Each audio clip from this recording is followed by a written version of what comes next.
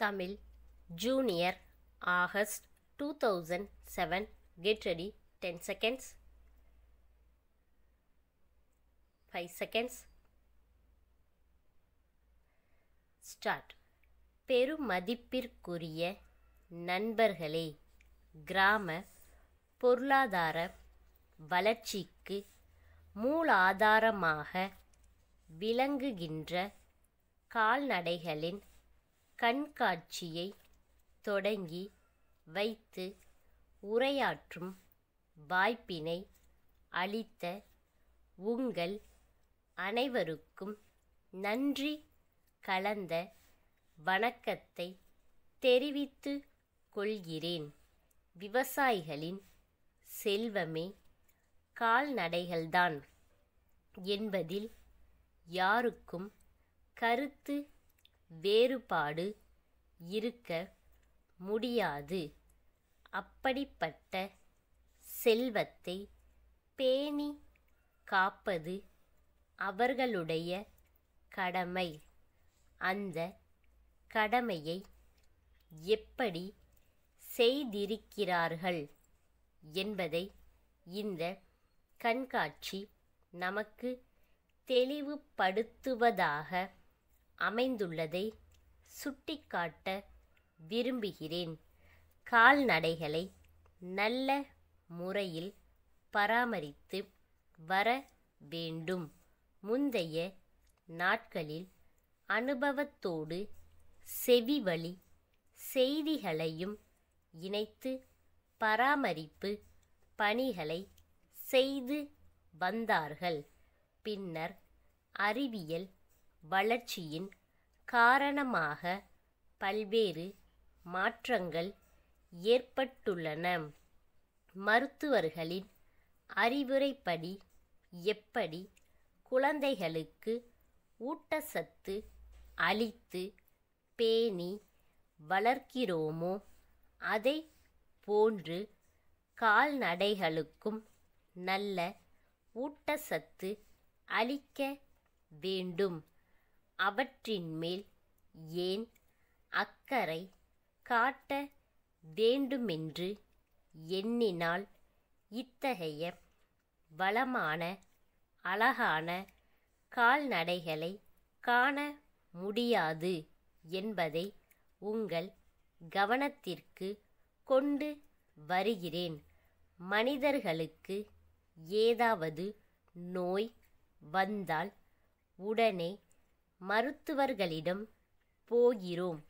நோய்க்கு ஏற்ற மருந்துகளை சாப்பிட்டு குணமடைகிறோம்.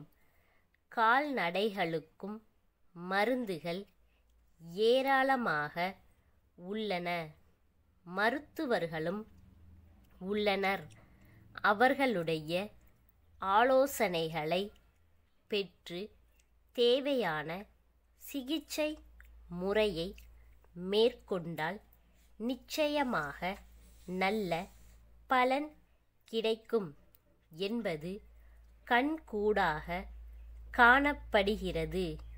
முன்னால் மாவட்ட அளவிலேதான் கால்நடை மருத்துவமனைகள் இருந்தன.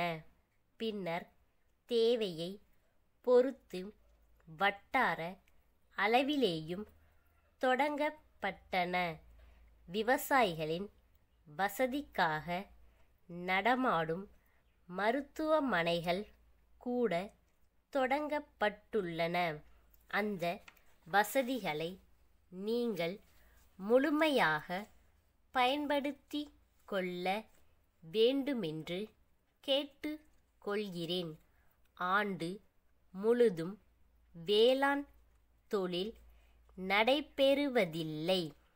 அதனால் விவசாய குடும்பத்தினருக்கு வருவாய் ஈட்டும் திட்டங்கள் பல தொடங்கப்பட்டுள்ளன.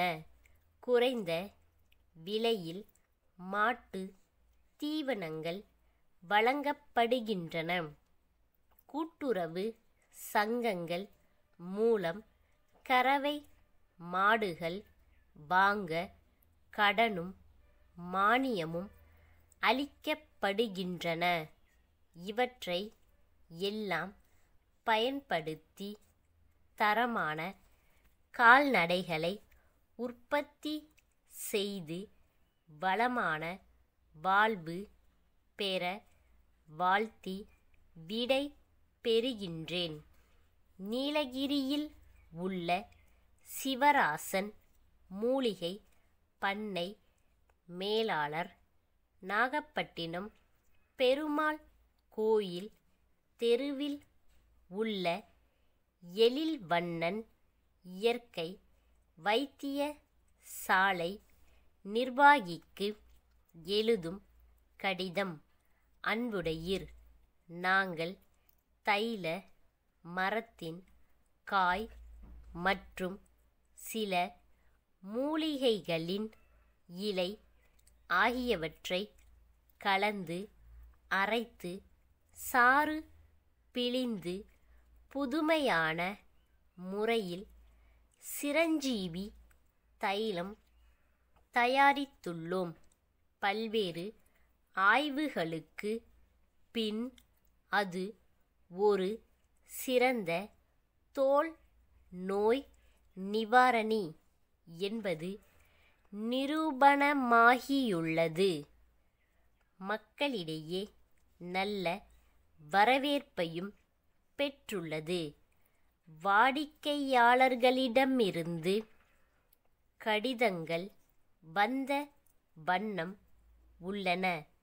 ஆனால் தங்களிடமிருந்து இதுவரையில் தேவை பட்டியல் எதுவும் வராததால் அது பற்றி நீங்கள் அறிந்து கொள்வதற்காக 100 மில்லி லிட்டர் அளவுள்ள 3 பாட்டில் தைலமும் பயன்படுத்தும் முறை பற்றிய குறிப்பும் இத்துடன் அனுப்பியுள்ளோம்.